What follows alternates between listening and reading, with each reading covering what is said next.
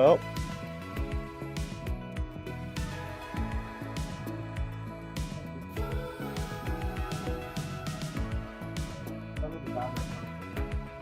what do shoot, I wanted to get a background picture on here. I'm not sure I can figure out how to do that here in a minute.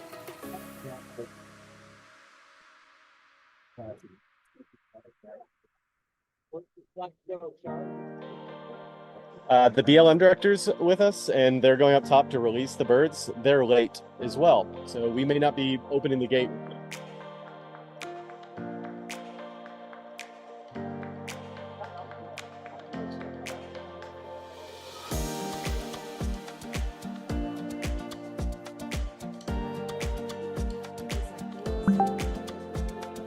Yes, you are.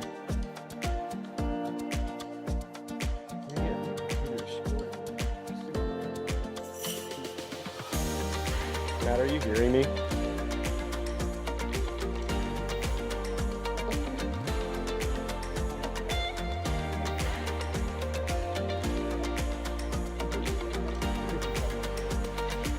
Can you hear me?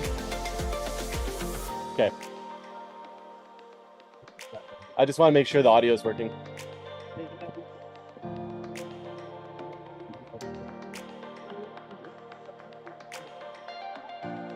I can't hear Matt.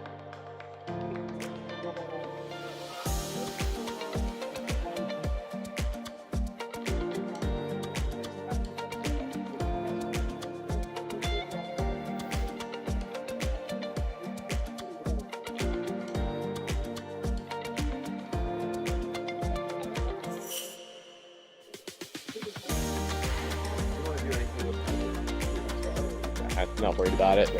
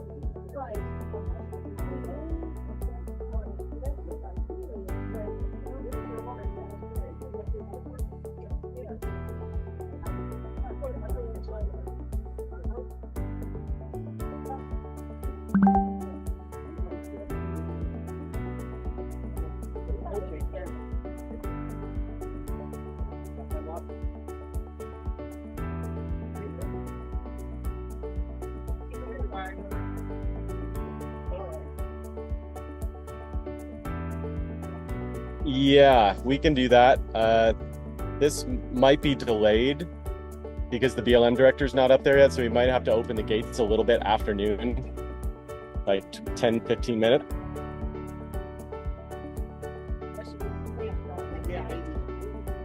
Tell me what you want me to do.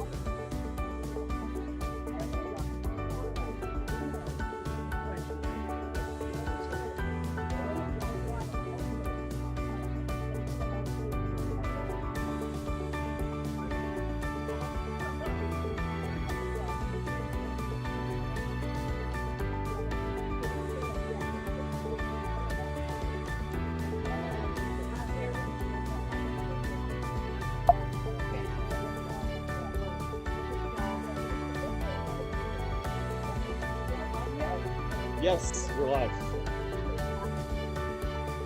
Yeah, no, you don't want to be here. Well, I don't know what's happening yet.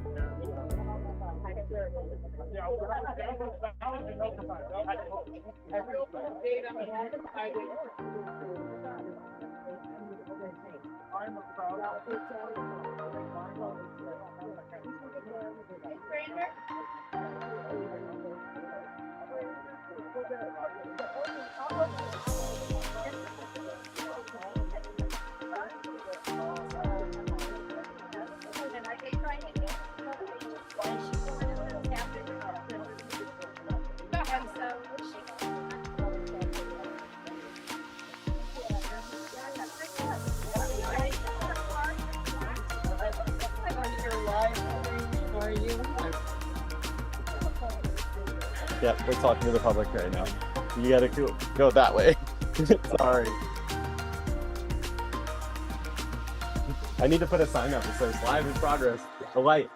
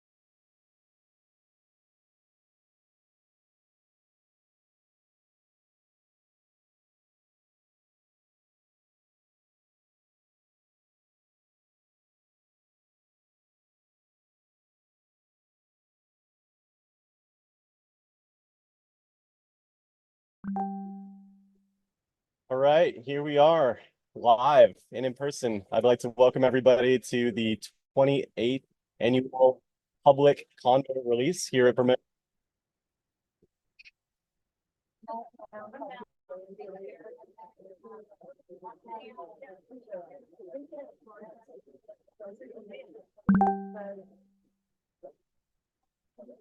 All right, can hopefully everybody can hear me, and thank you for bearing with us through some technical difficulties.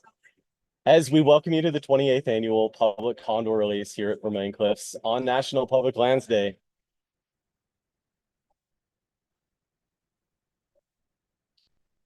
Well, we've got quite the day in store for you. We're going to be releasing 4 condors here off of Vermilion Cliffs National Monument. And not only are we releasing condors and growing the condor population, but we're also doing this in partnership with all of the partners that are involved in the Southwest Condor Working Group. Primarily in this event right here, we're working with the Bureau of Land Management, who celebrates nationally National Public Lands Day. And so it is National Public Lands Day. It is also Condor Release Day. And we're celebrating these things in conjunction with each other as we work closer and closer towards condor recovery here in Arizona and Utah. We are going to shortly go over to some live announcements from the BLM and from myself here at the release. This is a new format for us. We're trying something completely different where I am literally at the public condor release today. So I have hundreds of people all around me that are here watching condors that drove sometimes hundreds of miles to come see condors fly off of this cliff that is literally behind me. So instead of being up on top of the cliffs, I decided that we were going to immerse into the public atmosphere, which is a bit crazy and unpredictable. So bear with us as we try to figure this out. This is the first time we're going to give it a go, and we're going to hope it comes off and looks great. And if not, we're going to figure it out for next year. So thank you for joining us, and we appreciate all your support. I will be talking to you shortly. We're going to introduce some videos here for you, along with some other things that we have going on today, like t-shirt sales on our custom ink page. So you'll be able to get a commemorative t-shirt from the 2024 Condor release. It's a beautiful day out here. We've got 90 degrees almost, so it's warmer than expected, but also quite beautiful. We have a breeze and a little bit of cloud cover. Everybody's staying hydrated. The birds are ready to fly. They're bouncing around their pen. They're waiting for that door to open, and hopefully we'll be able to open that for you real soon. So talk to you in a few. Hello, I'm Robert Bate, Bureau of Land Management, Vermilion Cliffs National Monument Manager. On behalf of the BLM, I'd like to welcome each of you to the 28th Annual California Condor Release. We're happy to be able to share with you the excitement of this event as these 4 condors take their first flight above Arizona skies. I would like to thank all those who helped make this program successful, including the Peregrine Fund, the BLM's Vermilion Cliffs National Monument, Arizona Game and Fish Department, U.S. Fish and Wildlife Service, plus many other supporting groups and individuals. We are especially thankful to you, the public, for your great support and enthusiasm, and we are truly thankful for all the work done by our partner, the Peregrine Fund. Last year, we worked arm in arm with the Peregrine Fund, other partners and volunteers from the public to enhance the condor viewing site while giving the condor space and time to recover. We are thankful to all our partners for consistently supporting us through thick and thin. The Condor Recovery Program will continue to succeed because of you and as a result of the hard work of all the partners involved. The enormous support and input of time and energy is what makes this program successful. With that, welcome, and I hope you enjoy the 28th Annual California Condor Release.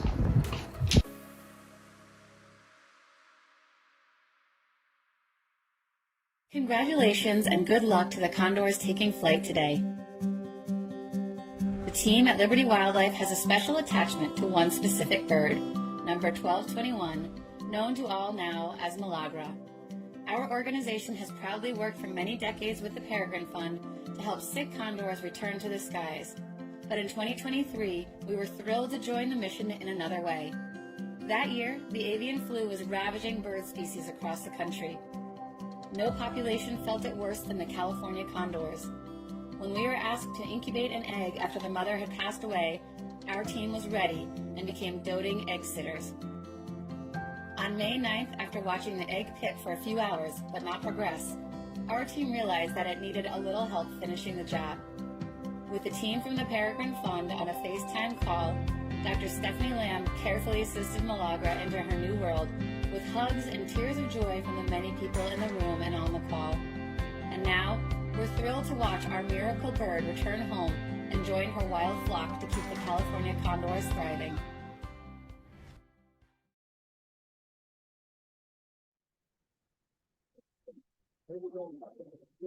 Right.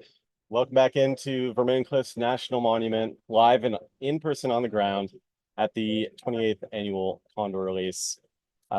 We are just getting ready to start things off with our partners, the Bureau of Land Management, who you just heard from, with trying to tell the public out here what is going to happen. So if you've not been to the in-person Condor release, I highly recommend it. There's so much going on, and there's so many little intricacies and fun activities that are happening here. I'm going to try to bring you in on those as best I can, but the best option is just make it out here one of these days if you have a chance. In the meantime, we're going to keep rolling through today all of our different partners. You heard from Liberty Wildlife. We partner with so many different folks, state agencies, federal agencies, and NGOs. So we couldn't do this without them. It's super important to have that collaboration, and if you want to bring a species towards recovery, all those relationships mean a whole heck of a lot. This is kind of a special release because last year we got hit really hard with an avian influenza, and we lost 21 birds in 3 weeks. And that had a huge impact on both our condor population and our teams. And so we've been recovering from that for the last year. And fortunately, we haven't had another outbreak of HPAI, but it just goes to show the resilience of condors and the importance of this release today, of bringing these 4 birds back into the wild for the first time. Actually, this will be their first flights, and can't wait to bring that to you. So without further ado, I'm going to introduce you to a video that our team made not too long ago. So enjoy that, and we'll be talking with you real soon.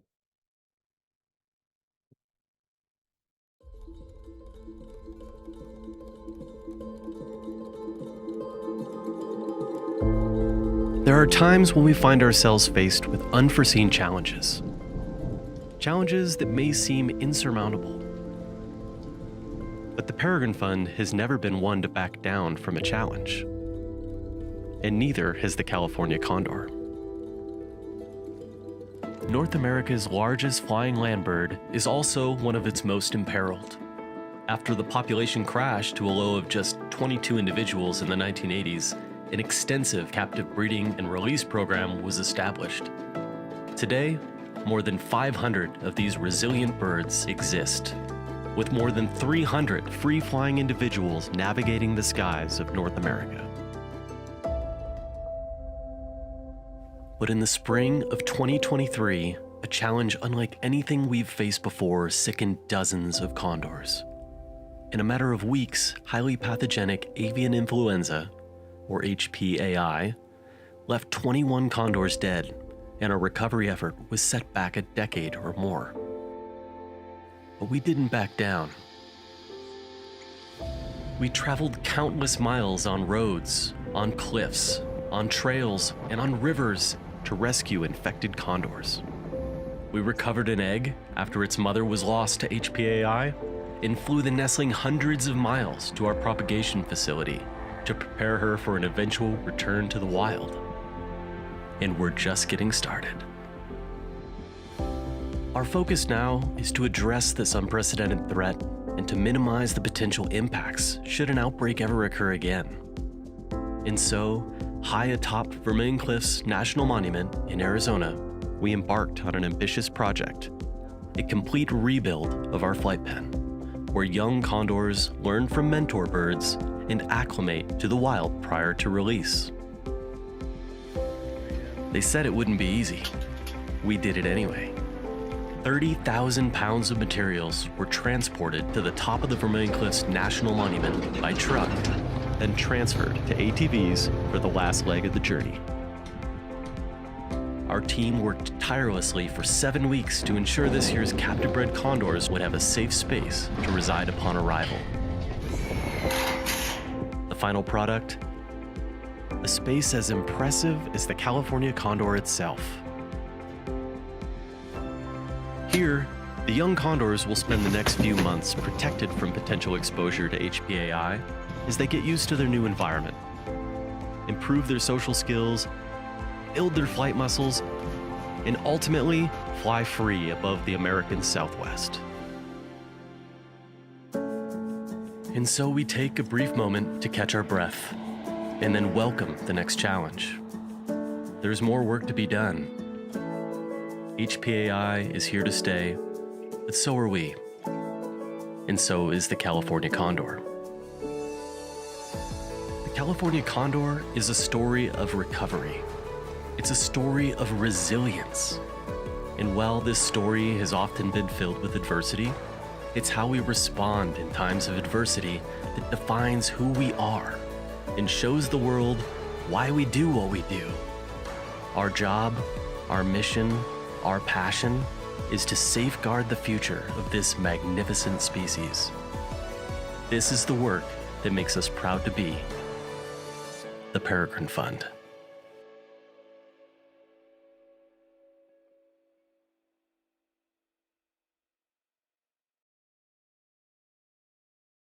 With all the folks that you see here today, the BLM, U.S. Fish and Wildlife Service, the Park Service, Forest Service, our state agencies, Arizona Game and Fish, Utah Department of Natural Resources, and local tribes. All of these agencies and organizations came together to try to make this a reality. And here we are, 9 years later, and we're still doing this. And this is a long game program. This is not something that is going to be solved or completed tomorrow or next year, but we're probably going to be here for a couple decades. And we look forward to inviting you out every single year as we bring everybody into a little bit about what we do and be able to see what these biologists work for and what their passion and their dedication to this work is so impressive. And if you get a chance to talk to some of these folks today and all the partners, there's a lot that goes into making this happen. So I am delighted to be here today and introduce the 4 birds that are being released. Hopefully you've seen them through some scopes at Swarovski or some of the other scopes around. There are 4 birds here. There's 1209, there's 1213, there is 1221, and 1233. Yeah, we've got quite the audience appreciation for Condor 1221 because that bird is also known as Milagra. Milagra was just an egg back when we first knew her. She was laid in a cave not far from here, right over in this cove. And the Condor team was able to rescue that egg after the female died of HPAI. That egg went to Liberty Wildlife, thank you, Liberty Wildlife, where it was successfully hatched. And it was determined that that condor, that young bird, Milagra, did not have HPAI. The mom did. And she was then flown by some wonderful people who are here today. John, where are you? Yes. Thank you for flying that bird. And Diane, thank you. Did I get your names right? I'm so sorry. Elizabeth, that's what it is. I'm just meeting people for the first time today, and it's a wonderful experience. But Don and Elizabeth flew that bird all the way to Boise, Idaho, to our captive breeding facility, where that bird was raised for the next year and a half before it just recently came down back to the Vermilion Cliffs. And it is now sitting in this release pen, waiting to be released and take its first flight into the wild. So congratulations to all the teams that helped make that happen. And you're the reason that this bird is here being released today. All right, I'm going to talk to the crew up top, and we're going to try to see if they're ready and see if we can get this gate open so we can give these birds an opportunity to fly for the first time. This is what we call a soft release.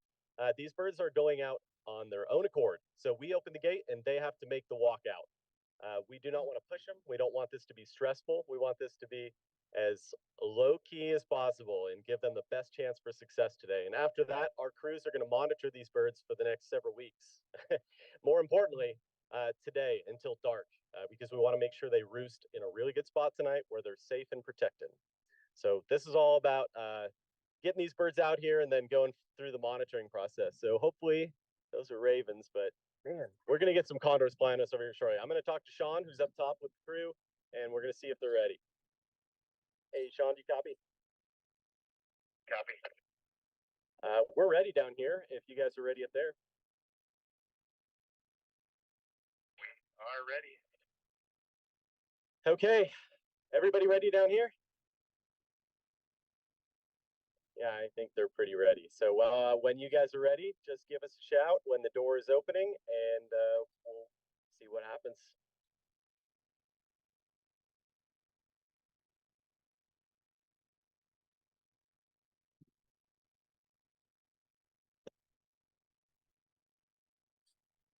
The, the anticipation.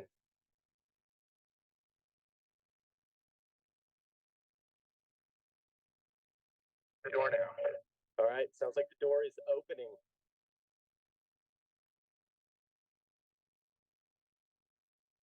Try to block some wind noise.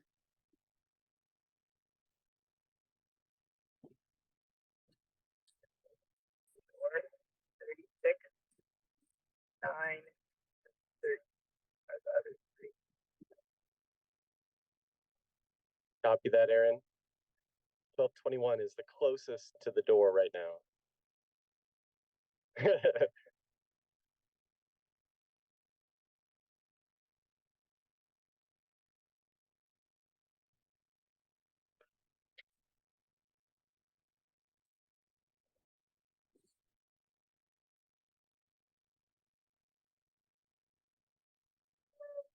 Sorry.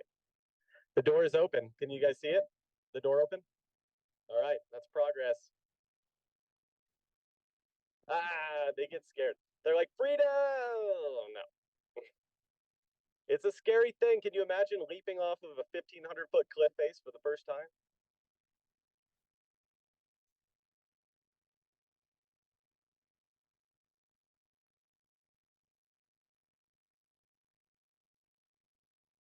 All right, I'm going to invite my friend Tom up here because Tom works for the Peregrine Fund. He's getting his graduate degree at the moment, but he is out here helping us with the condor release, and he's going to talk to you all a little bit about what's going on and if these birds are leaving. So he's going to keep you updated on the progress.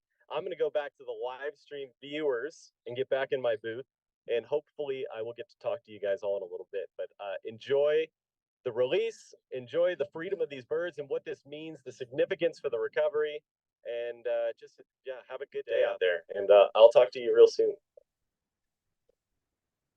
Thank you, Jack. Yeah, all right, hey everybody. Good to be back at Vermilion Cliffs. Good to see everybody here. It's a great turnout for this event. What I'm going to be covering today is our raffle. A lot of you bought tickets for it. I think tickets are still available. Yeah, get one now. I think ticket sales stop at 1. But what we're going to be doing is, as these birds leave, like you bought tickets, I already know this, but as they leave, that bird that leaves will be raffled off.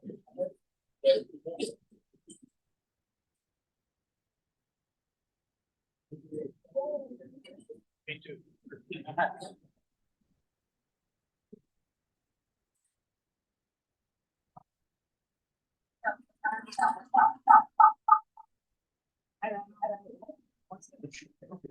You're coming over.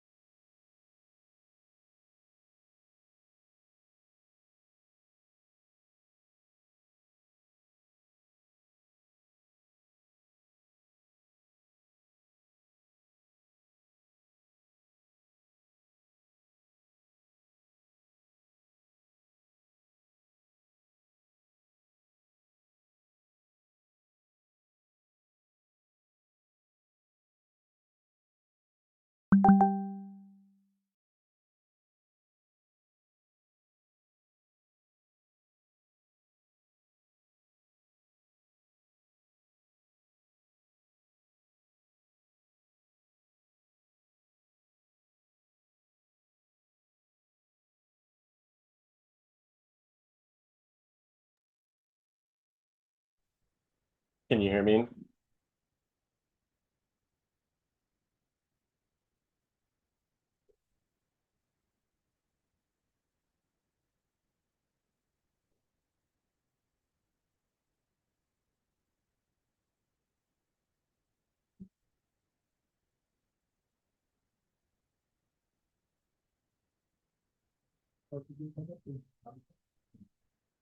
All right, I'm hoping that I'm back with you guys. If you can hear me, let me know in the chat so I can see exactly what's going on. But we just opened the gate and we're waiting to see what happens with the birds. We're also dealing with some technical difficulties trying to figure out how to get these live feeds in super remote areas to run. It's not an easy thing to do, and it takes a lot of practice. And unfortunately, we don't have time to practice because we're working on conservation.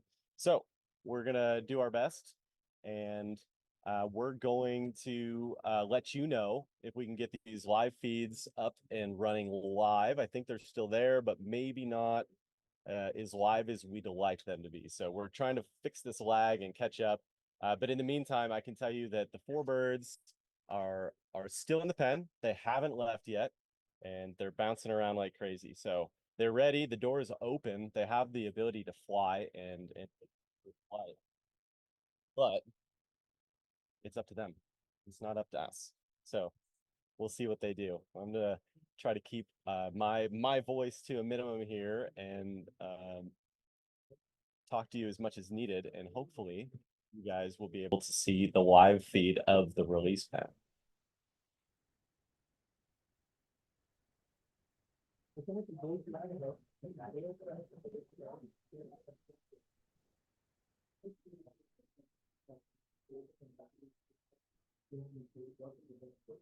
Glad to hear folks saying it sounds good.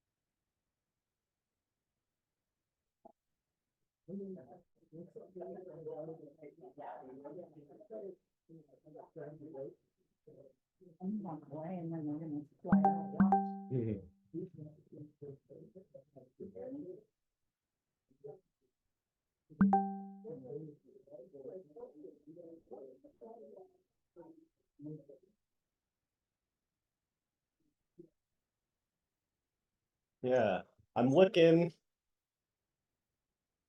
at our chat here, and I'm glad to see as many people as there are participating in the chat. I'm just going to kind of look through and see if there's any questions I can answer for you guys. This is somebody asked how many condors that we're typically releasing in a year. Well, normally in a typical year, we release 12 condors. You will notice on my shirt, if you can see it, it says 24 and 24. This is a very unique year for us.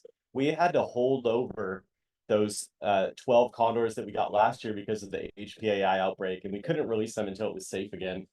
So this year, we got to release those 12 birds in the spring, and now we're releasing 12 additional birds in the fall. So we're going to release a total of 24 condors this year. And that's, I think that's something that's never been done before. And I can't even tell you how much hard work that takes from the field crews. It's certainly quite the effort. I'm also seeing that the live feed may be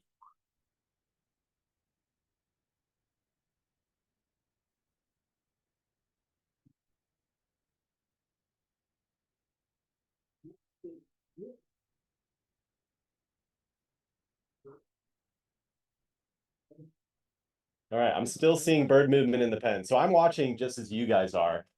As these birds are moving around the pen, I'm seeing exactly what you are. I'm going to try to explain as best I can what is happening. Um, just because a bird has its freedom and can leave the pen, it doesn't mean that it necessarily will. So uh, we have to wait and be patient and let them do this on their own. And hopefully, usually I would say on average, we see birds leave in the first 10, 15 minutes, sometimes half an hour. Sometimes it takes an hour. We've had releases where the birds won't leave for the entire day. So they get a little shy of those cliff faces and they stay in the pen and we close the door and we release them again the next day. So the doors are open and they have the potential to leave. The door, for those of you who are looking for it, we're looking at a complete side view here. So the door is actually on the left side of the view. And so you're looking in line with the door. So where that stump is on the left side of in the pen, that's the spot where they should be leaving. So they'll come right out of the center of that wall.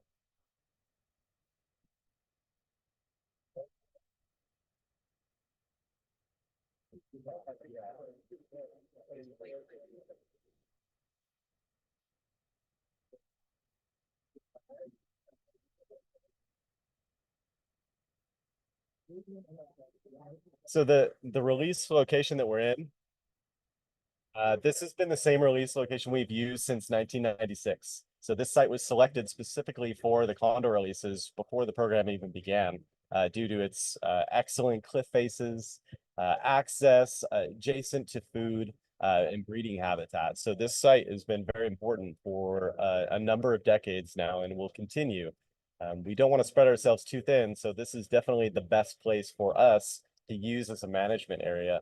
And you may be wondering, do we feed birds? Yeah, these birds are young and they're new, and they're being provided some proper carcasses. So cow carcass outside of this pen that they have access and they can go to if they choose to. So it's a little bit of an enticement. Until they learn how to feed on their own, we're going to kind of get them up to speed. So we're acting as their parents for the next couple months until they learn to follow the rest of the population. I mean, there's 85 birds hopefully at the end of today in this population, and that means there's a lot of birds to show these birds what to do.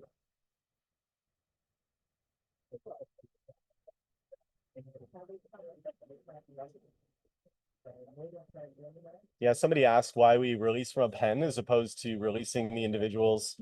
Um, these birds have never flown before, so that's kind of the complication that we're dealing with. So we want to make it as little stress as possible.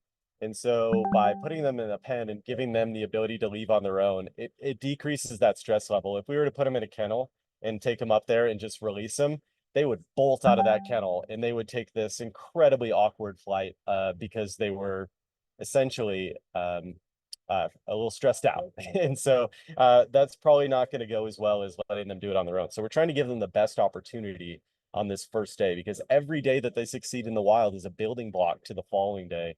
And you keep a bird alive for 7 days, and the next 7 days is that much easier. Same thing for birds that are around for years. They have it all. They have it all figured out. They're really great at being condors. So it doesn't take them long to figure out how to adjust to their environment. And they already know how to be a condor and they know how to fly.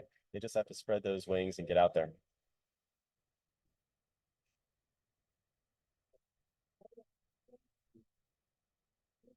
Yeah, we certainly are trying to limit our human interaction. So that's a really good point.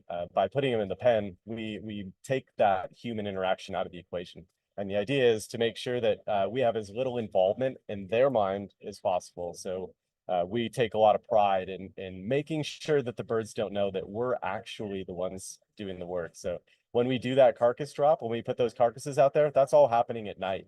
So we're not exposing ourselves to the bird. The birds don't realize that we're putting food out. We call ourselves the carcass fairy. Sometimes you'll hear the crew call them. So yeah, they're going out in the middle of the night and they're putting that carcass out on the rocks under the cover of darkness.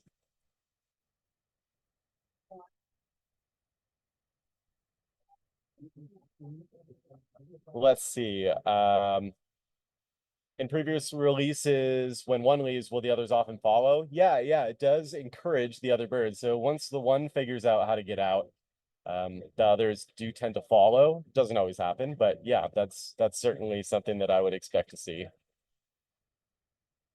Usually, if we're going to see any wild birds, you're going to see them landing on top of the pen. So this is a brand new release pen. We just finished it this last month. It is a really kind of an updated design that allows us to release and trap birds at the same time. And I'm really excited about the potential to use it this fall when we start trapping birds. But we put perches on the top. And so I would expect you to be able to see wild birds land on those perches if they're around. Now it's midday. This is prime condor flying time. So there may not be a lot of wild condors around today because they've taken to the sky. And condors can fly 200 miles a day.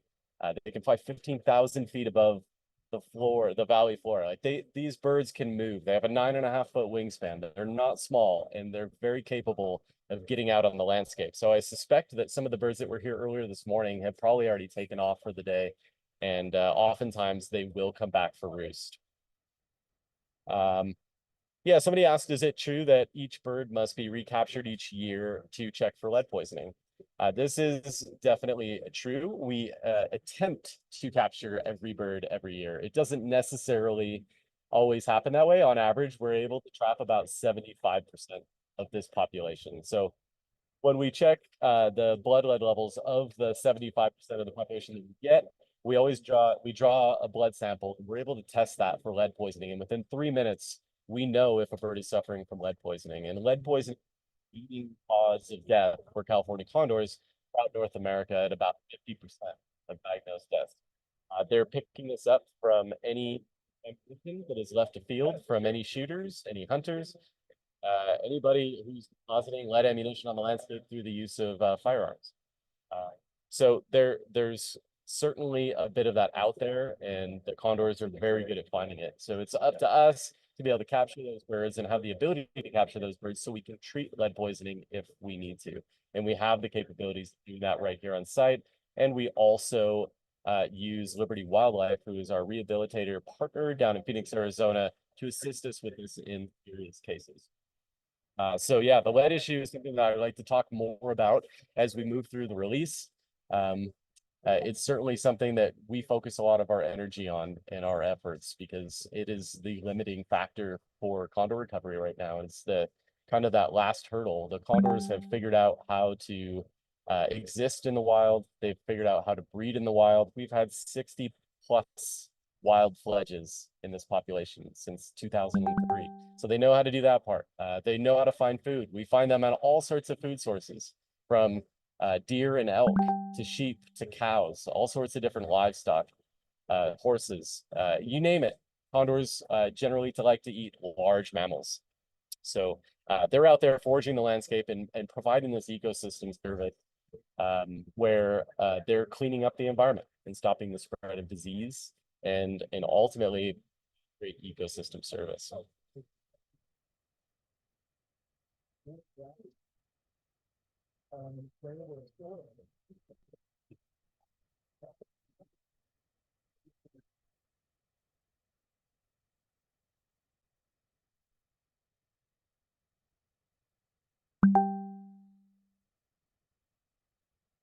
All right, I'm going to leave you again for just a minute, and we're going to send you over to another video that was produced that kind of gives a little bit of background about the Condor program and provides a little bit of fill-in for the history and what we're trying to do and how we're doing it. And it's really, yeah, it's really an incredible program and one of the most high-profile programs at the Peregrine Fund, but certainly not the only one. So you're going to meet some friendly faces, some familiar faces in this video, and I hope you enjoy it.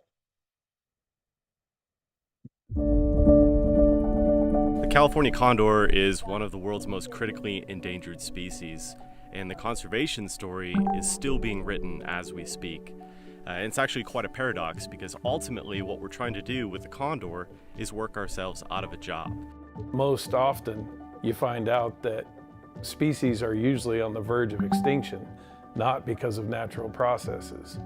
It's usually because of some unintended consequence of our actions. Some populations of raptors sink so low in numbers that we have to breed the birds in captivity.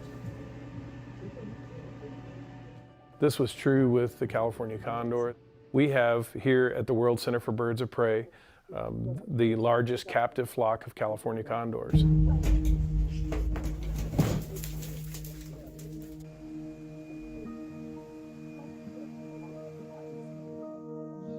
There were just 22 left and they were almost gone. And now that we've studied them to such a degree, that one small piece of a greater environment, we now understand that their leading cause of death is not something they evolved with. It's something recent of the last couple hundred years, and it's lead poisoning. And it's lead poisoning that I as a hunter and an angler, had inadvertently put into the environment, into a food chain. And then those birds succumb to lead poisoning. It's a communication problem because no hunter or angler out there would want to harm any wildlife by their actions today. First, the captive breeding program was essential to the success of the bird. Secondly, we were going to need to actually implement those releases to the wild and bolster the wild population, mimicking what a sustainable population would look like. And third, education and outreach became a key component of the recovery effort, and that involved trying to educate people on what the limiting factors were and how lead poisoning was impacting condors and other species on the landscape. The Peregrine Fund started releasing birds in Arizona in 1996. And together with our partners, we really started to bring those populations back up. It was a huge effort, and the efforts were working though, because we were able to start releasing birds again just a few years later. In the spring of 2023, we started losing condors in the wild. We started finding birds dying and sick, and we realized pretty quickly that it wasn't actually lead poisoning. What it turned out to be was HPAI, or highly pathogenic avian influenza. It wasn't something that we had anticipated in the recovery of the species, but it became an immediate threat and one that we took very seriously. There were 21 birds in total lost. 8 birds were recovered alive and brought to Liberty Wildlife for treatment. Unfortunately, only 4 have survived. To kind of put that number into perspective, if this would have hit back in 1982, when there were only 22 birds left in the entire world, it could have potentially wiped out the entire species. Out of those difficult moments,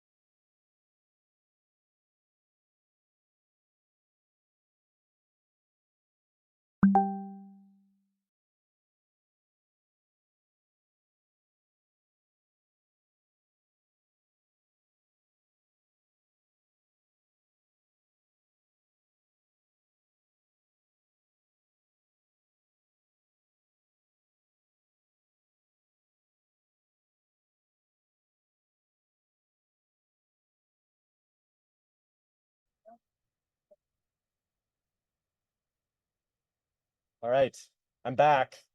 I had to restart some computer equipment, but in the interim, while I was restarting equipment, it appears that 1213 was the first bird out of the pen.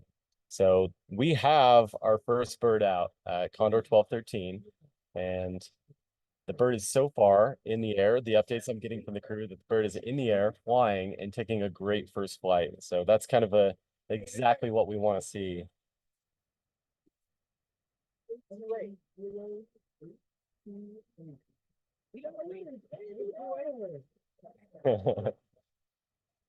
We're doing a tag raffle here in person. So as that first bird 1213 left, we're raffling off the tag that that bird wore in captive. Yeah, right now, I believe. That's the update from the crew. But we raffle off the tag for each bird, that the tag that they wore in captive breeding program. So somebody, one lucky member of the audience here, just took home a piece of condor history.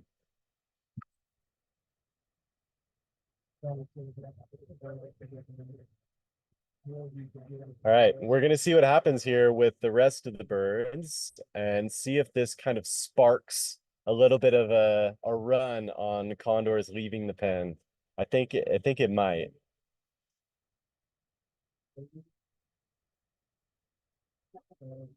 Man, they're super active in the pen, so that's a really good sign. That means that they're excited about what's going on outside the pen, and they're getting there.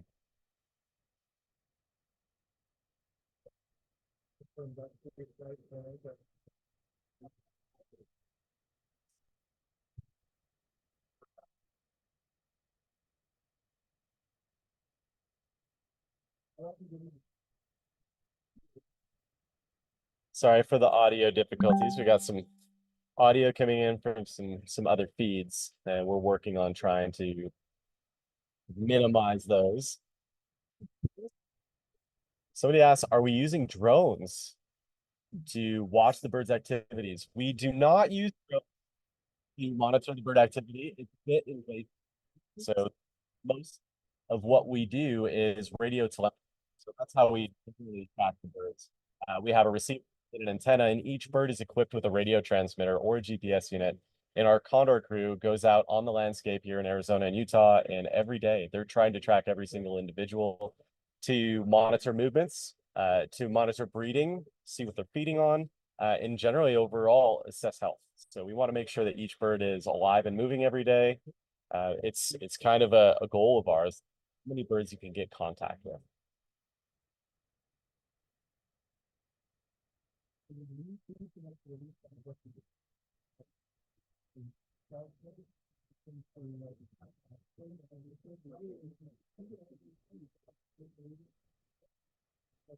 The number for Milagra, somebody asked, is Condor 1221. So that is the stud book number that's given out to every single condor hatched in the recovery program for quite a long time now. So we're up into, gosh, these birds are in the 1200s, and we're working our way up into the 1300s for stud books. So that's the number of eggs that have hatched since, gosh, really the 80s. The captive breeding program actually started in 1982.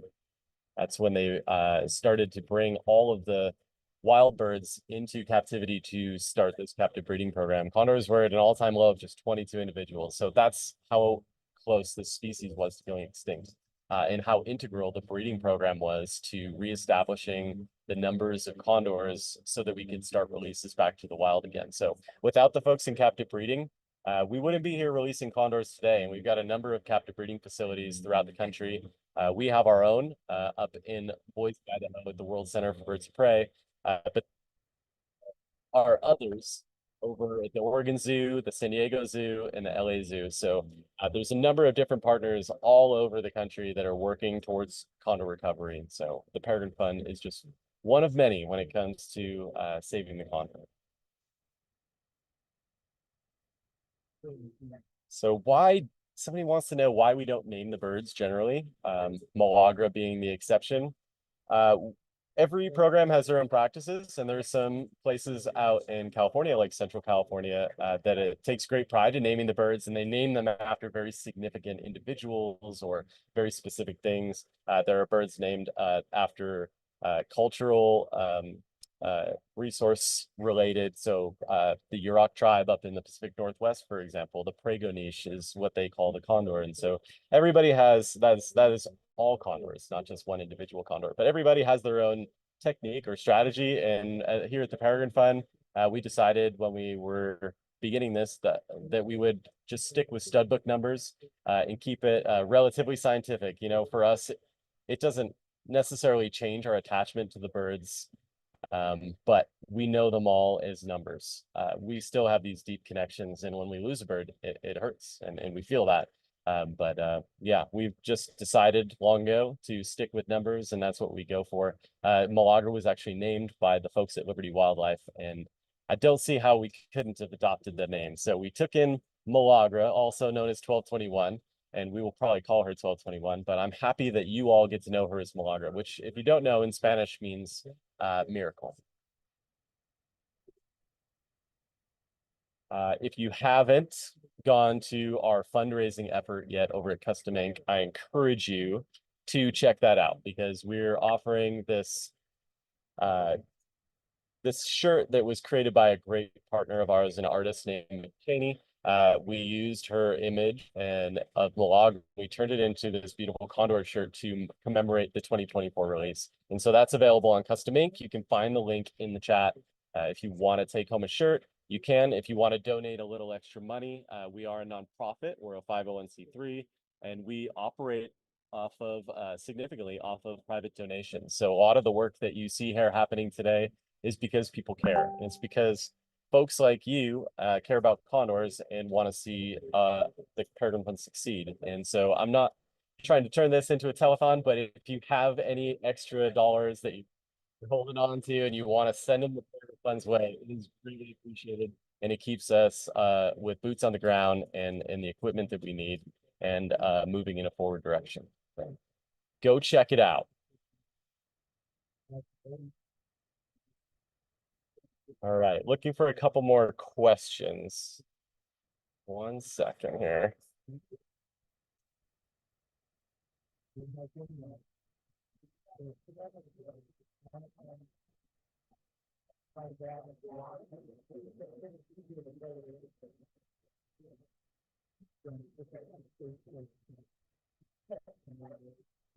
So we have a lot of folks here that showed up at this Condor release in particular because of Milagra, which I think is really special. And it's great to be able to celebrate something like this with people we care a lot about. One group that I, in particular, is Liberty Wildlife, who you heard from earlier. That whole team made the drive up from Phoenix, Arizona to be with us today, and are waiting eagerly for Milagra to leave the release pen. The other folks that were involved with the transfer of the bird was Don, Raymond, and Elizabeth, his wife. So those folks flew the egg all the way up to Boise, and so they made a flight down here from Boise to Page, and we're happy to have those folks here. I mean, it's really just it's kind of a fun atmosphere to get to celebrate this day with all the people that care so much about condors.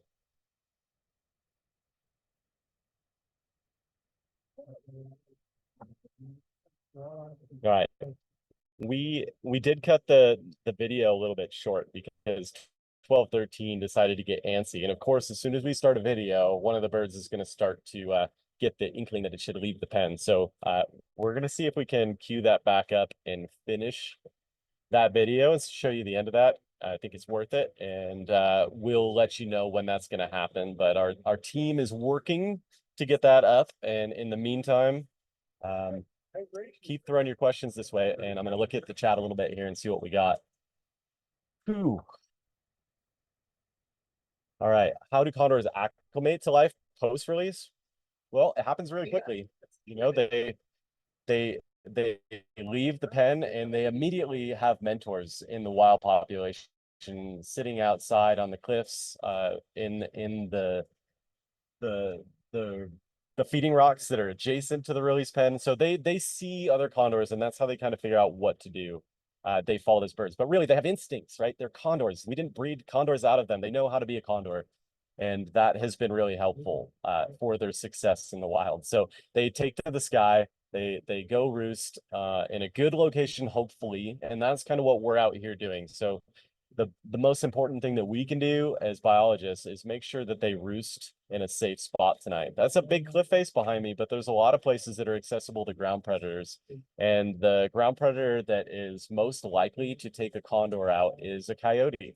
And we have quite a few of those out here. So we need to make sure that each bird roosts in a place that is inaccessible to coyotes. And so the crew will actually go hike up the cliffs behind me and haze birds. We call it hazing. It's basically we're scaring them from the location that they land into a better location, hopefully. So we work that bird a little bit and we show it that ground predators are dangerous. And usually after a couple hazing events, that bird understands pretty clearly that this is not a safe place. However, this cliff face is a very safe place. And so we provide a little bit of that awareness of predators that they didn't get when they were in the captive breeding facilities. All right. Yeah, we're gonna go back to the video and let you finish that, and then I'll come back and talk to you shortly. It wasn't something that we had anticipated in the recovery of the species, but it became an immediate threat and one that we took very seriously. There were 21 birds in total lost. 8 birds were recovered alive and brought to Liberty Wildlife for treatment. Unfortunately, only 4 have survived. To kind of put that number into perspective, if this would have hit back in 1982 when there were only 22 birds left in the entire world, it could have potentially wiped out the entire species. Out of those difficult moments came this shining bright spot of a single egg that was laid in a cave during the whole HPAI event. That egg was laid by the female 316. A 316 had died from HPAI.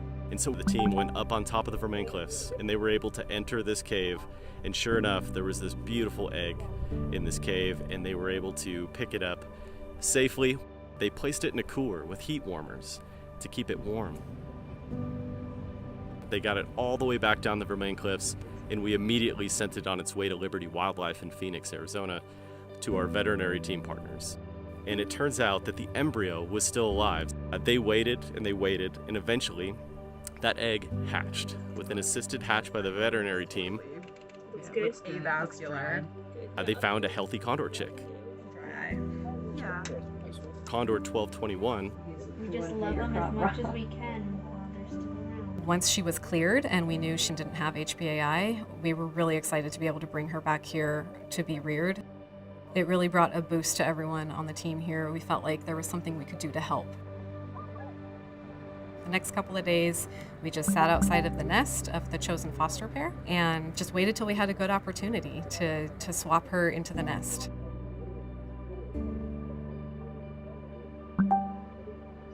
And so later this month, 1221, will be transported with an additional 11 birds that will be released in the Vermilion Cliffs National Monument. I can tell you there's a lot of chatter and a lot of excitement about seeing that bird take its first flight off of the Vermilion Cliffs. We've seen so much success and the potential that exists there for California Condors, but we also recognize that we have a difficult path ahead.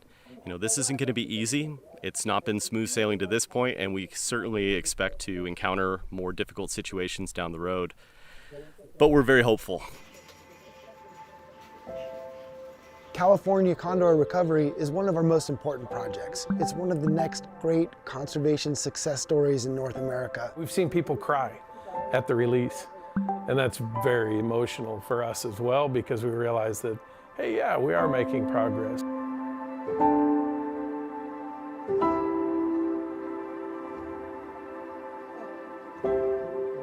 If that was not happening, it's very likely that North America's largest flying land bird would be extinct today.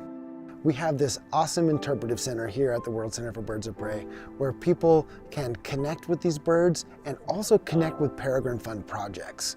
We do the science that informs the decisions that we make in order to save birds. But then we also do the education and the outreach that is essential to changing sometimes very simple behaviors that lead to lasting conservation results. Condors are incredibly resilient, and 1221 is just a modern day sign of that resiliency. They can thrive if we give them the opportunity.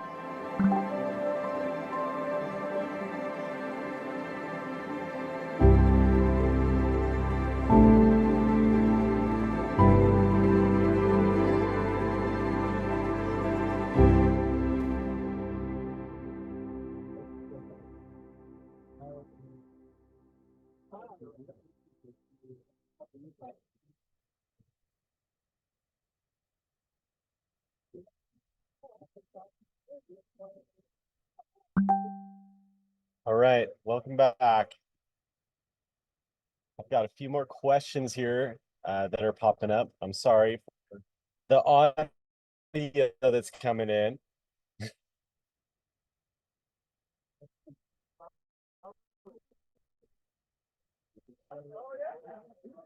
So is there any cutoff time when we would close the gate? Oh my goodness, I feel like there's some action happening. I hope that you can see it.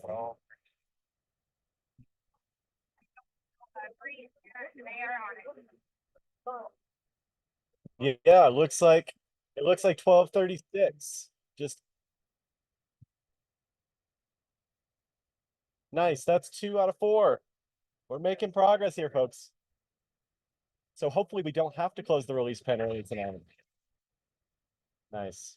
Crew reports that the bird is taking a great flight right north. Coming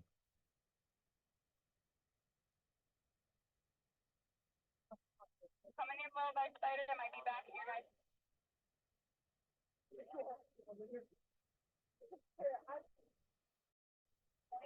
Okay, you're in a little bit of a delay, so I apologize for being the spoiler here, but yeah, you saw 12:36 leave, so that leave 12:21 and 12:09 left.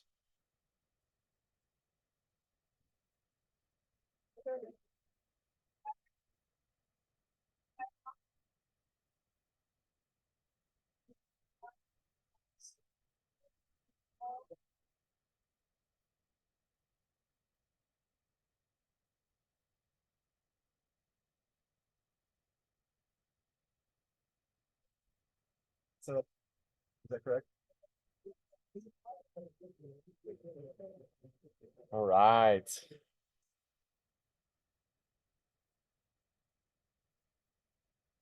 So we still have Milagra in there, and we definitely also have 12:09 in there.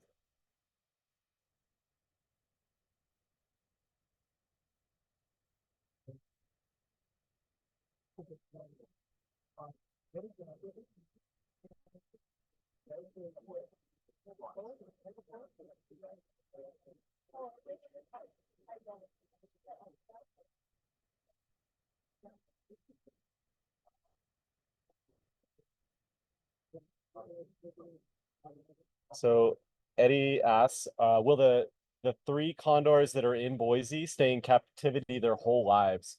Yeah, those are our captive birds for life. So they've been for one reason or another, they've been deemed to not be released into the wild, and so they will take part in different activities besides being a wild bird, like being a mentor to other young birds. So we may bring one of those birds from time to time down to our captive pens here in Vermilion Cliffs so that they can go in with pre-release birds and show them how to be a condor. So it kind of gives them a better idea of what to expect when they get out into the wild. So we have other roles for some of those captive birds that are better suited for their abilities at this point in their life.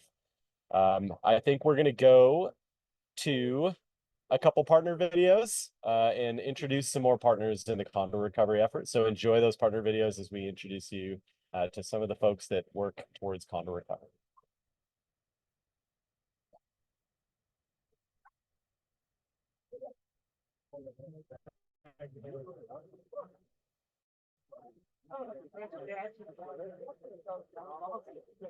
Coming at you soon. This has been a heck of an experience trying to figure out. Hi, this I'm live Amanda stream setup, Holland, and Fish I and Wildlife appreciate everybody's Biologist with the Utah Ecological Services Field Office helping at the us. U.S. Fish and Wildlife All right, Service. we're in. The Partner service is a videos. proud leader Go of the up. California Condor Recovery Program, an international and multi-entity effort dedicated to bringing the condor back from near extinction. Our offices in Arizona and Utah work in collaboration with multiple agencies, groups, organizations, and tribes to ensure conservation success for native species and their habitats, particularly those that are listed as endangered or threatened under the Endangered Species Act. To witness a California condor experience exhilarating flight for the very first time in the wild is something that I will always recommend be added to anyone's bucket list. So shout out to those of you who've joined us today, hoping to be inspired and awed by these incredibly massive birds as they take to the air on outstretched wings. We anxiously await their explorations into the beautiful state of Utah, mere miles from their release site. In the meantime, thank you so much to the Peregrine Fund and the Bureau of Land Management for making this event happen. And especially thanks to the field biologists and staff on the ground who work tirelessly every day to protect these birds. Best wishes for a successful release, and as always, cheering on for the survival of the condors.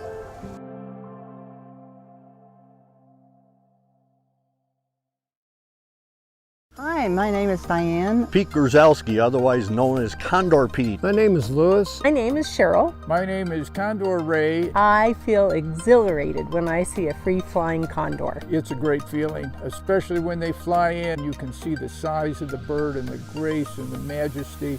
It's incredible. It just gives you a feeling of wellness all over to see such a magnificent creature. It's just a treat to watch, and to think 40 some years ago they were that close for an extinction. My favorite thing about working with condors is watching the reaction of our visitors. I even had some people just streaming in tears with joy that they've seen a condor, perhaps for the very first time in their lives. The condor release is progress and excitement. I mean, it's just a great thing.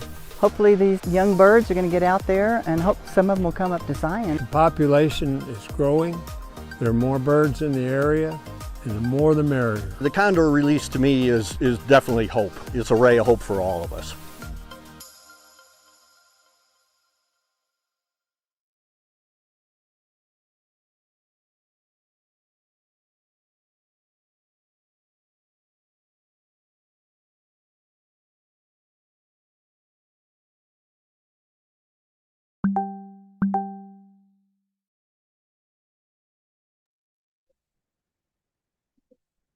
Okay, we're back. We're also losing cameras. It's incredibly hot here today, and we're trying to keep all our equipment up and running, but it is providing significant challenges, ones that we thought could be a problem, but didn't know how it would turn out. So I'm gonna stay with you here for a moment, and we're gonna try to get our live cameras back on.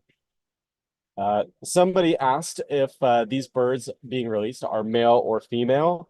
Well, I encourage you all to go check for yourself, because there's a great app that we use. It's a website called condorspotter.com, and you will see all of the Arizona, Utah birds in that app. And it was created by Tim Huntington and the Wildlife Society.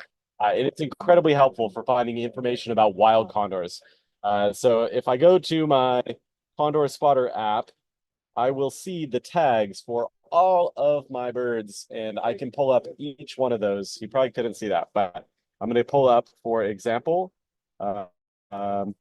Condor 36. We know that these birds, we have 3 females and 1 male in this group. So we're trying to get a bunch of females out, which is really cool. I'm not sure that Condor Spotter is fully updated with our birds yet, so we've got to get on that and make that happen. But I can tell you that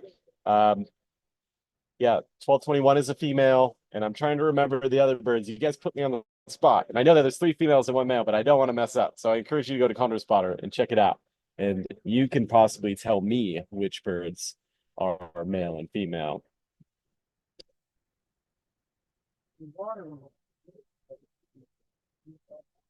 When did this nice new pen get built? I am so glad you asked that, because we spent the last 2 months working on this, and we decided after HPAI and doing some work on our flight pen, which some of you may have seen in the resilience video that we played, that we needed to update the facilities over at the release pen. So we just did this over the last couple of months, and it provides a lot of logistical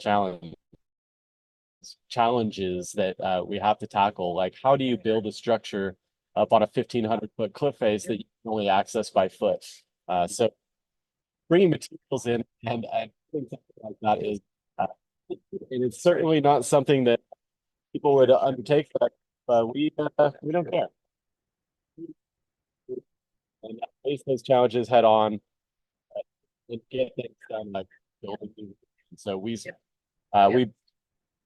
all the different materials together, and we put those on trucks and then drove them to the top of the cliffs and then transferred them to ATVs. And then, from there, we were able to build everything with that we have on hand. So it's certainly a pen that is worthy of trapping condors, and we're hoping to use that here for our trapping season coming up. So we're going to use it for release season for the next few weeks. I think I mentioned that this is just the first of a few different releases that we're going to do this fall. So we're going to do 4 individual birds in each release, and I think we have 2 more releases after this one. Hopefully, at the end of October will be all the birds, the 12 birds that we have to release will be out there and flying in the wild.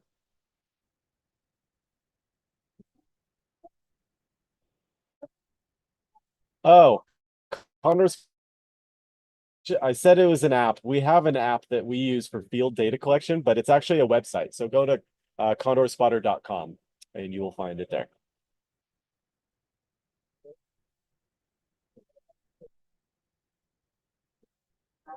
Why do we release only 4 condors? Well, we have to be careful about how much we bite off. If you bite off more than you can chew, we end up with birds potentially being vulnerable to scavenging, to predators.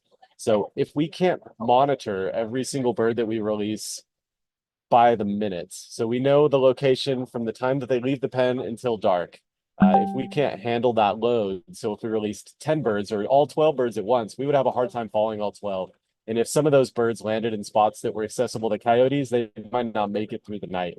And it's not acceptable to, in my mind, to lose birds to predators when we have the ability to step in and teach these young birds, these inexperienced birds, what a predator looks like in a safe way that does not necessarily mean it's not mean the end of their life. So we've certainly lost birds over the years from predators like coyotes and golden eagles. But my hope is that with these 4 birds, we will be able to keep them alive well enough for the next month until they get kind of the skills that they're going to develop to basically send them off into the wild. So they're going to start moving away from here. They might be here for a few weeks, but then they're going to be out on the Kaibab Plateau and the south rim of the Grand Canyon and up in Zion National Park before you know it.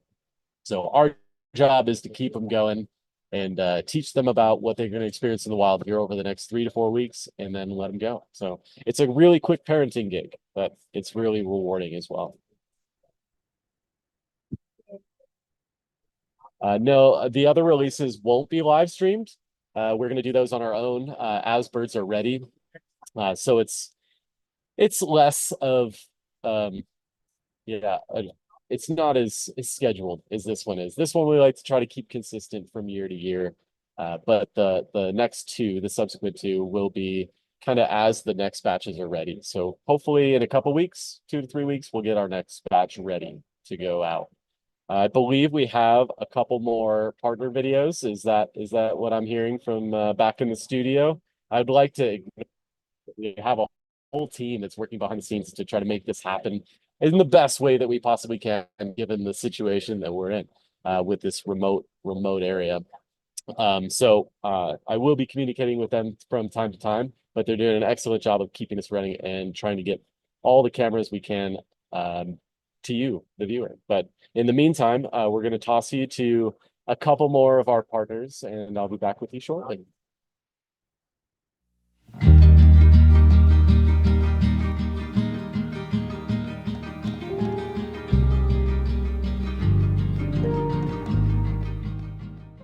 My name is Danielle Finlayson. I'm the conservation biologist for the Utah Division of Wildlife Resources. I'm also the state condor lead here in Utah. And in January, I had the opportunity to go down to the Vermilion Cliffs with the Peregrine Fund and participate in some lead testing for the condors down there and get real up close and personal with those birds and see all the time and energy and effort that goes into that program. We are so excited for these birds to be released and hopefully eventually to make their way up to Utah so that we can see them up here on Cedar Mountain in the summer.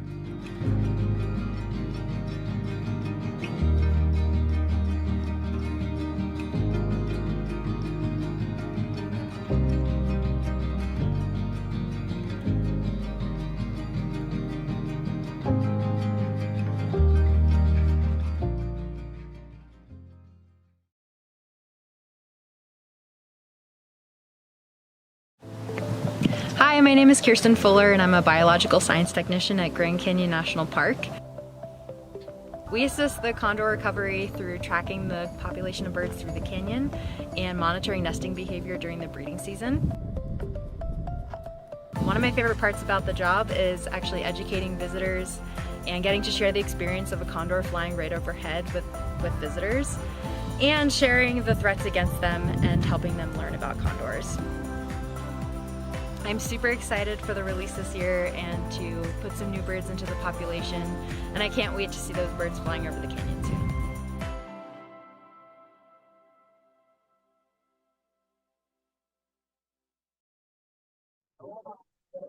All right, welcome back in.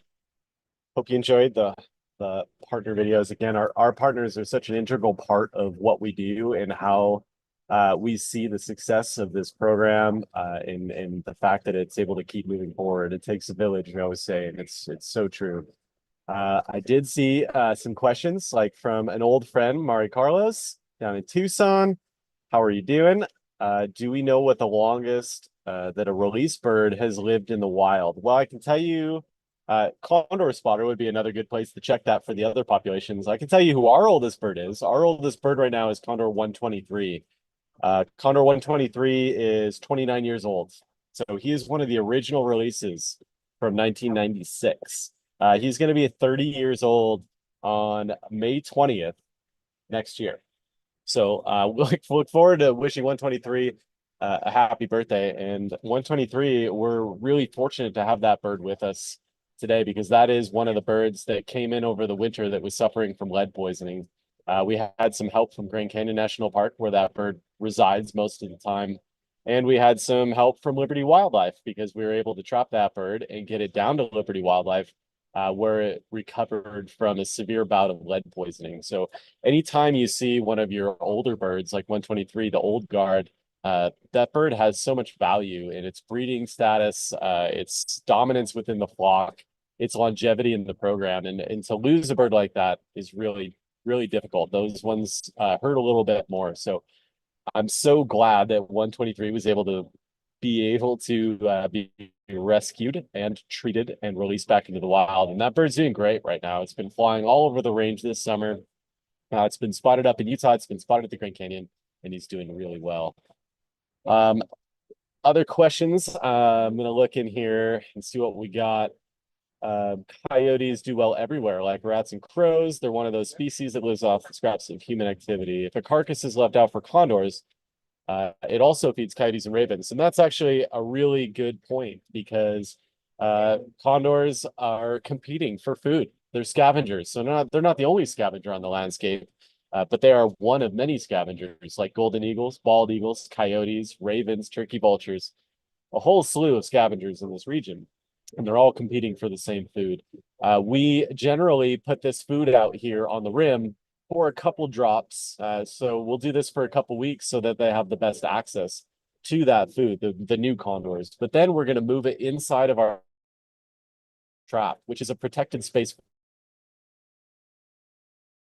The food inside of this trap again, after these birds get more accustomed to being out in the wild, they're going to be able to go in there and feed safely, because that is completely predator proof. So coyotes can't get in there, and other scavengers.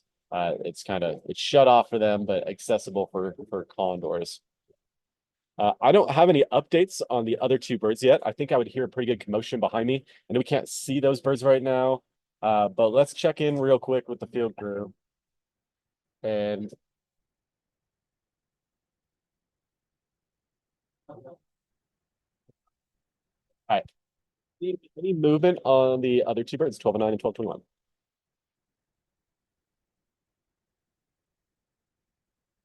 They're aware of the opening, that he's flying past it, coming flapping, and going back to the corner. But they're excited about it. Could be any second, could be hours. Happy, thank you. All right, that was our program manager, Sean Fari, who actually was here for the first release in 1996 and is back with us.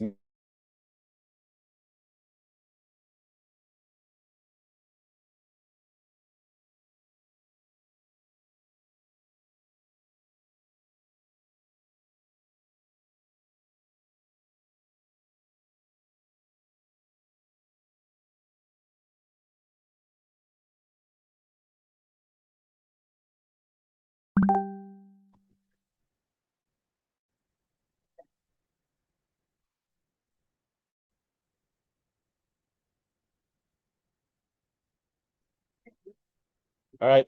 Sorry about that. Zoom decided it wasn't going to keep me on for much longer, but I fought back and here we are. I just was trying to tell you guys that was Sean Fari, our program manager, who's up top at the release pen, releasing those birds with the rest, a couple other members of our team. Aaron Brandon's up there. They said that 1221 and 1209, the two birds left in the pen, are definitely antsy. So they're moving around quite a bit. They're aware of the opening. They know that they can get out.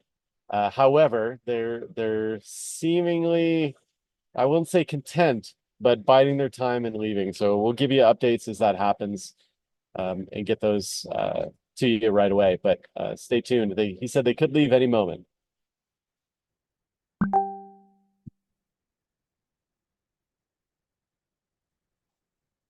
Great question from Andrea. Do you tag birds that are hatched in the wild? Yeah, we do. So every bird in the population is currently tagged, and it's hopefully someday we can have a population where we don't tag birds anymore, but we're not there yet because we don't have a sustainable population. We don't have the numbers that we can pull back to that level. We're not there yet. So every bird for now, because each one is so valuable, is tagged and tracked.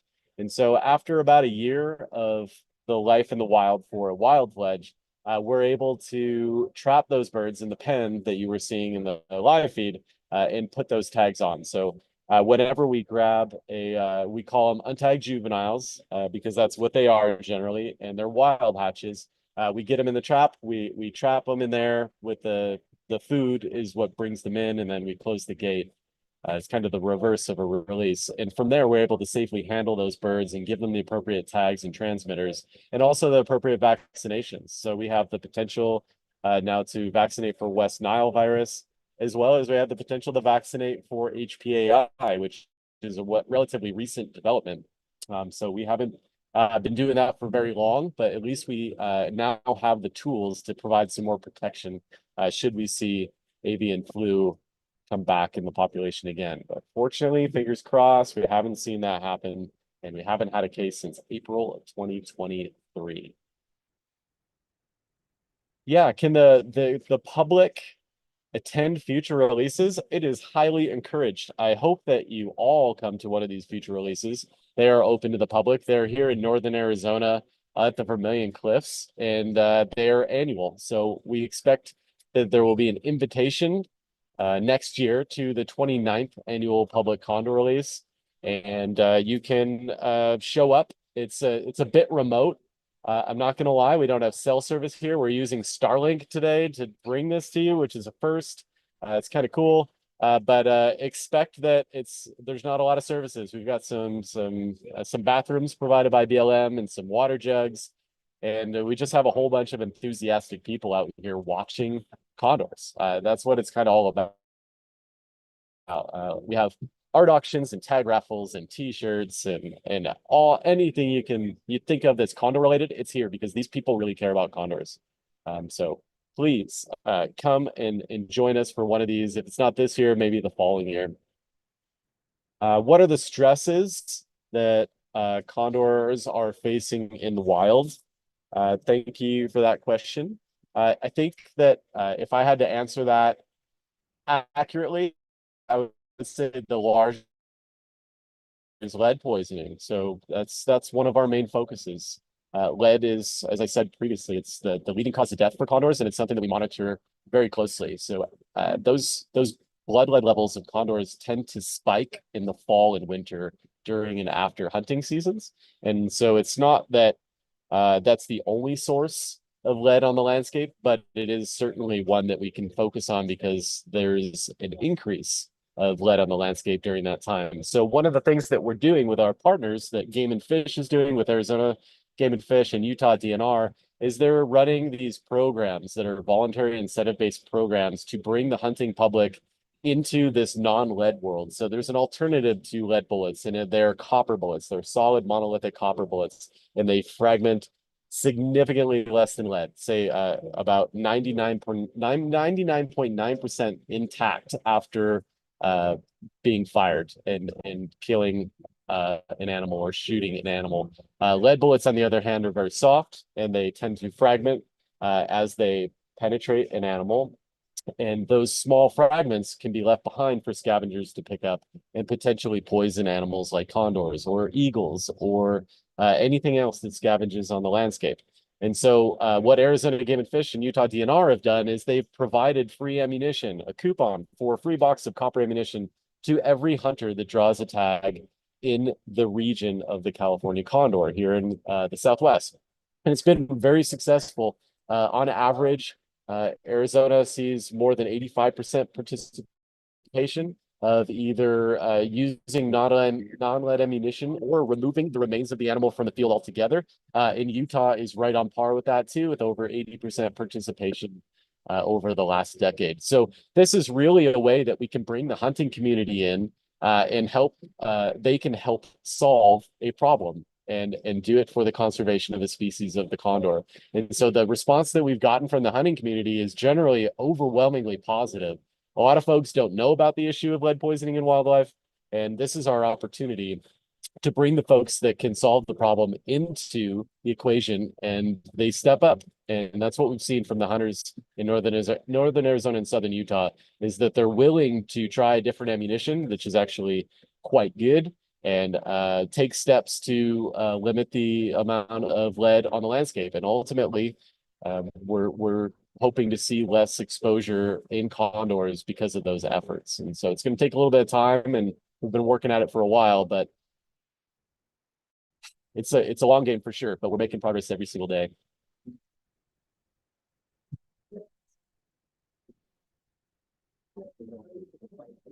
Do we release other birds from the Vermilion Cliffs? Nope, just California condors.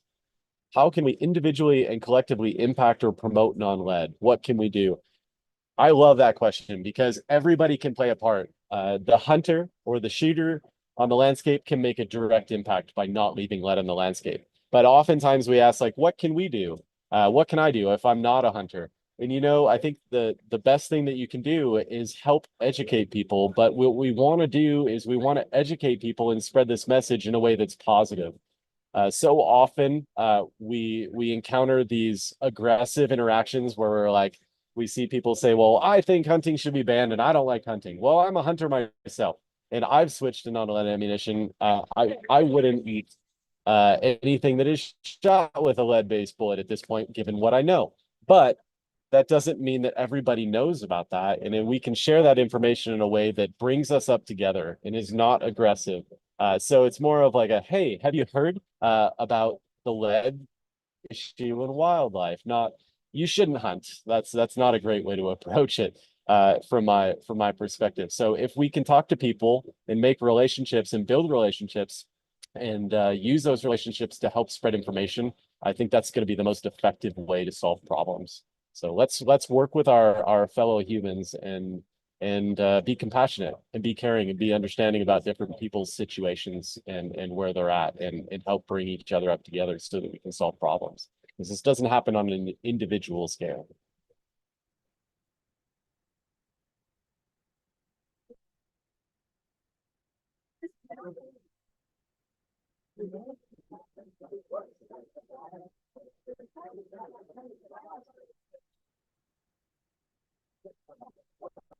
So if you haven't yet been to our Custom Ink fundraiser page, this is a great way to help support our field program. In years past, we've raised as much as $30,000 for condor recovery just through this Custom Ink campaign. And so not only can you make a contribution to our program directly, but you also can take home a cool shirt. I think they even have hoodies up there. The design this year, I really like. I think that it really illustrates the personality and the character of 1221, who I will say she's a bit of a spitfire. I've handled her a couple times in the last couple weeks as we put her tags on, and she is certainly feisty. And I think that you should go to the Custom Ink site and order one of our shirts so you can take it home and wear Milagra around and help promote condor recovery. Yeah, look at that shirt. It's really cool against the sandstone red rock backdrop. So welcome home, Milagra. Almost. She's not out yet, so.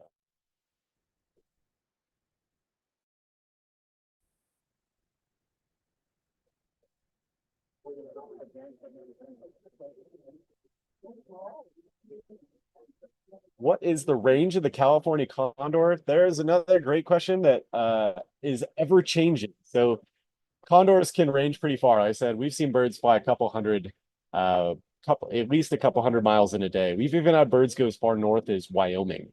We had some birds in southern Wyoming not too long ago, at least one bird. Their eastern portion of the range, we see birds go as far east as about Moab. Sometimes we've had birds in southwest Colorado or the Santa Fe, New Mexico area. Well, that's kind of out of the normal range. So the eastern edge is a bit more restrictive. They don't tend to travel east. We've got Lake Powell here and a whole vast.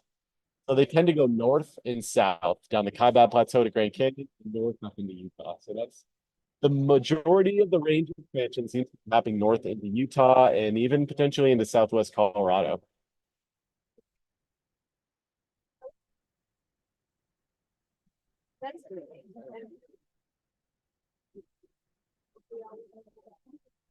I see this question about the last two. If they don't fly today, will we post updates? Yeah, you can go to our social media pages if you want to see updates. I promise you that we will update you on our social media pages, which are Condor Cliffs and the Peregrine Fund. So Condor Cliffs is specific to this program, and the Peregrine Fund is our organization as a whole. So I promise we'll update you and we'll keep you going.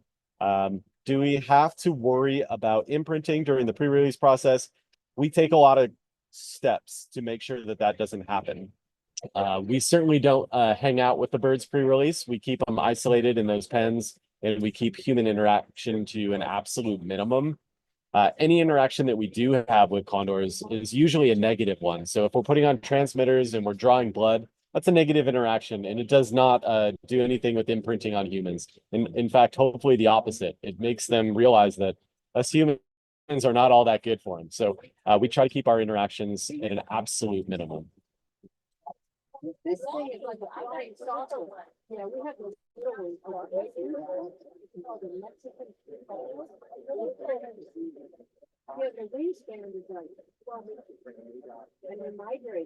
Yeah, we're on Instagram, we're on Facebook. I think those are our primary platforms.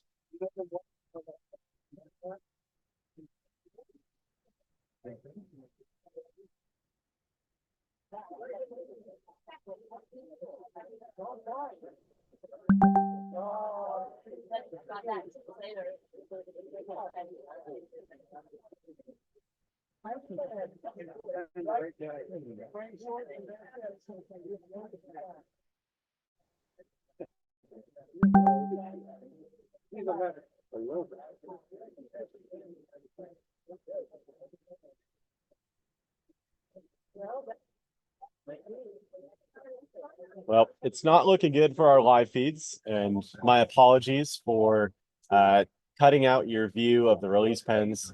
I think our goal as we go forward to next year is to find a system that provides us a little bit more stability in the cameras that we use. And so with this new pen just being built, we didn't really have a chance because we had to move birds into it to set it up in the tech sense. So that's one of our goals as we go through the next year and prepare for next year's release is we're going to get some permanent cameras in there, not just for you all, but so that we as biologists can watch remotely. Technology's come so far and it's really improved our ability to monitor. So if we can get cameras in there and test their stability and make sure that the functionality is excellent, I promise you that we will deliver that to you next year. Where can you get the shirt that I'm wearing right now?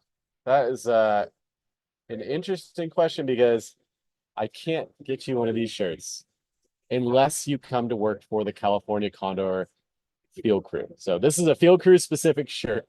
And we're happy to give these to all of the folks that come and work with us over the years. We've got a crew of 7 to 8 biologists at any given time that are working with this species on the day-to-day. So it's something that that we really need to keep going. You know, these individuals are monitoring the birds and they're making the difference. So each one of these people that are out there tracking condors has the ability and the potential to save a bird's life. And it happens every year. Every year we have somebody who tracks a bird to a location and realizes due to its location and the signal on its transmitter that it's potentially sick or injured. And we inevitably are able to go out there and capture those birds and bring them in and help those birds get back to recovery and eventually release them back to the wild.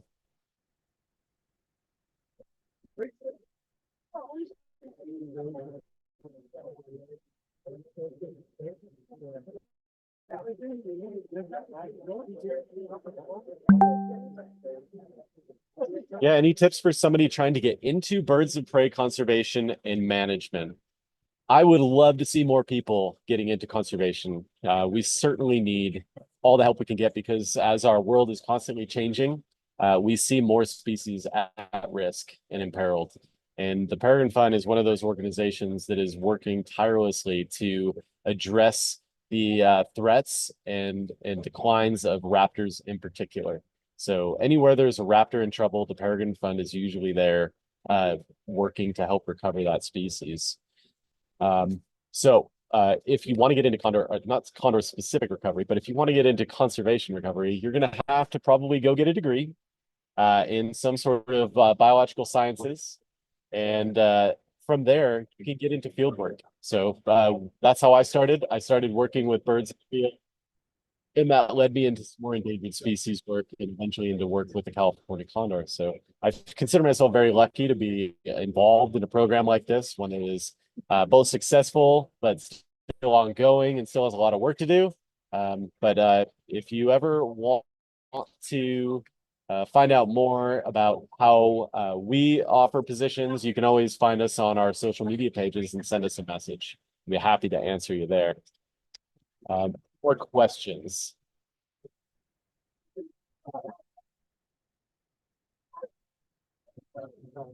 I should have worn my Milagra shirts. You guys could all see action. I had to wear my new field shirt.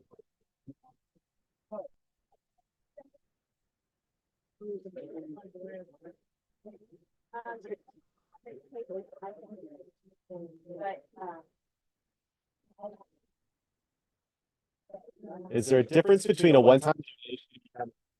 That's another good question. I'm not a member specialist. Eddie is actually here at a booth over here signing people up to be members. But I do encourage you all, you can do either. You can donate as a one-time individual, or you can become a member, and there's different membership levels that have been set that have different benefits. But generally, a membership is going to get you into the Peregrine Fund as we send out a calendar every year that is a birds of prey calendar that is absolutely gorgeous, and you'll get that. You'll get notifications about special events like this. I promise you, we won't spam you. You'll get tons of emails.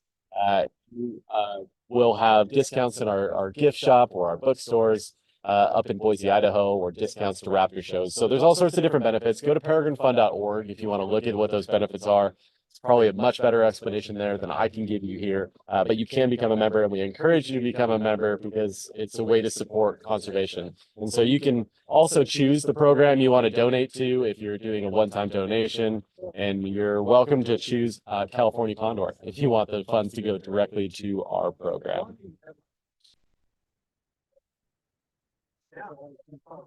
All right, let's see how many people were here at the base. You know, I think I'm gonna guess about 500 or 600 people showed up today, which, if you know where we're at, you know, it's pretty remote. It's a big effort to get out here, so we're really grateful for all those people that made it, and I know that we're gonna see some of you guys here in the next couple of years.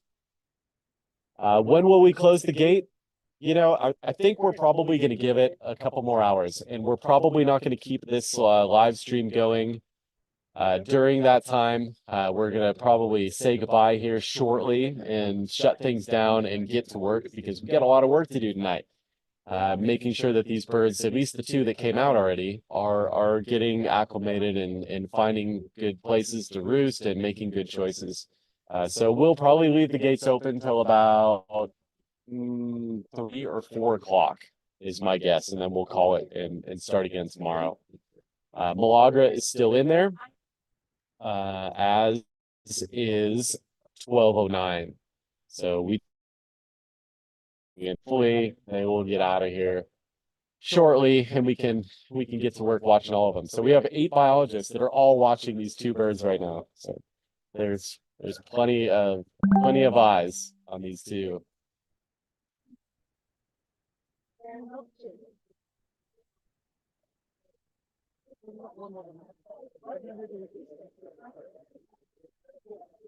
All right. Does anybody in the studio side of things know how many t-shirts we've sold so far? I'd love to be able to shout that out and plug it. I'm hoping if we can get it. All right, we're at 250. Yeah, our goal is 350. So if we can get 100 more shirts sold, we will reach our donation goal. So that's where we're looking to get to. So go to Custom Ink, follow the link that's in this chat, probably in the description too, and get yourself a 2024 release shirt.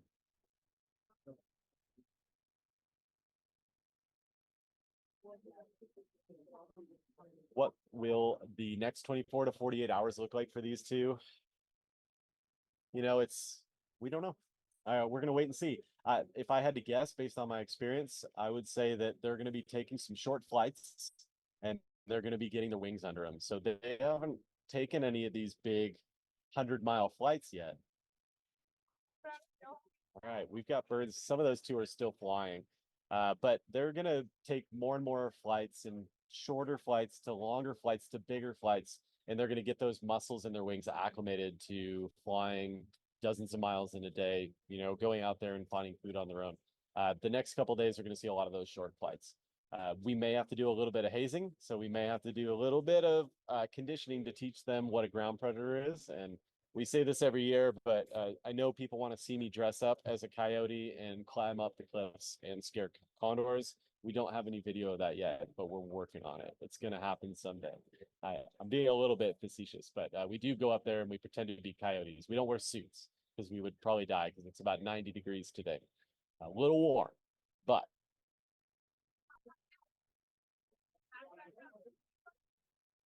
all right. Well, we have a lot of partners that I'd like to thank because they've made my job a whole heck of a lot easier, and they contribute to this effort every single year and every single day of the year. So these are long-term partners, and it starts with the BLM because this is their day, National Public Lands Day. So huge thanks to the BLM and for what they do.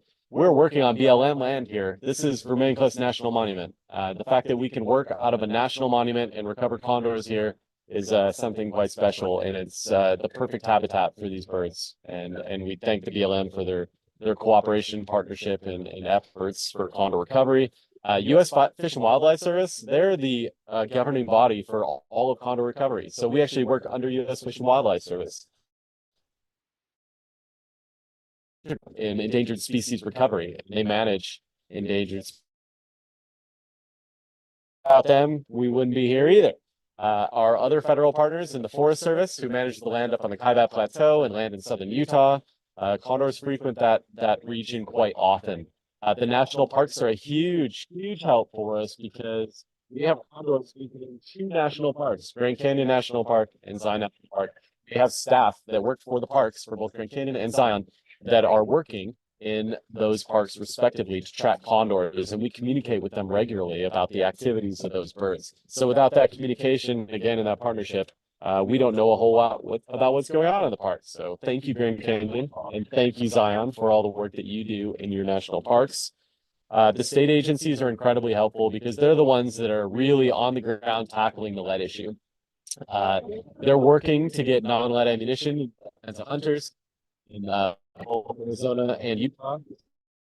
So huge thanks to those guys.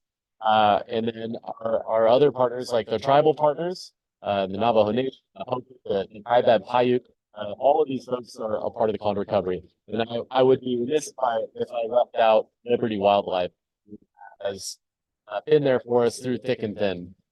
They work out of Phoenix, Arizona.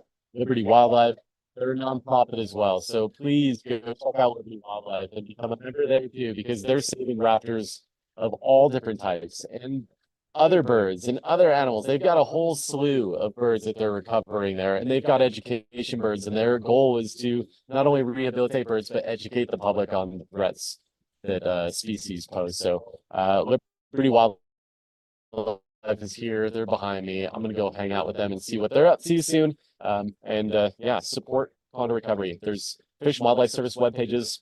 You can go to peregrinefund.org. We've got a page specific to condors there, and of course our social media pages on Condor Cliffs.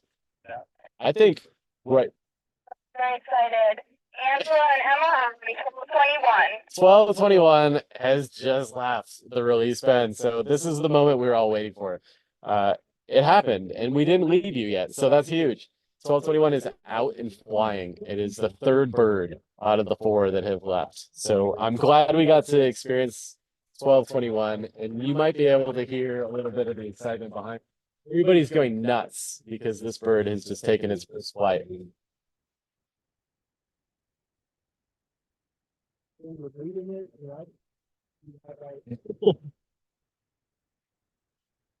How cool. Yeah, I know. I wish that you all could have seen that, and I didn't get to see it either. I'm gonna have to ask the field crew what that looked like. Went over on that north side.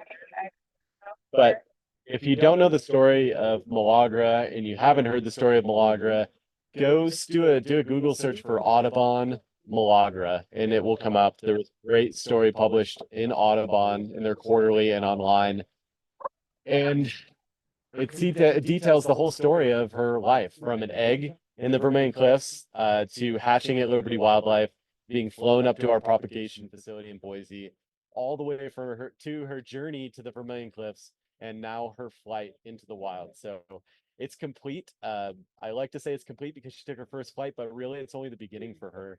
This is the first day of hopefully many days in the wild of her exploring the wilds of Arizona and Utah and coming home. We lost her mom to HPAI, but her dad is still out there. Condor 680 is her dad, and he's doing great, and he's paired up again as well. Hoping that he's gonna be able to produce more offspring as we move forward, but hopefully someday we'll see Milagra producing. So with that, with 3 out of 4 birds having left the release pen, including Milagra, I think it's time to say goodbye for the day, and we'll update you on our social media pages tomorrow as we get more information, as we go through this process of roost tonight, and make sure we put the birds to bed in safe places.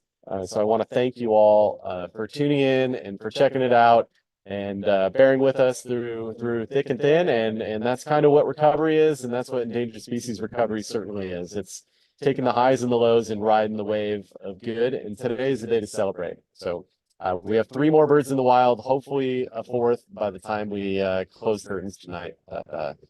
Yeah, have a great evening. Enjoy yourselves. Enjoy the rest of the weekend. Happy National Public Lands Day, and go Condors. We'll keep the fire burning here for you, and we'll see you next year. Have a good day.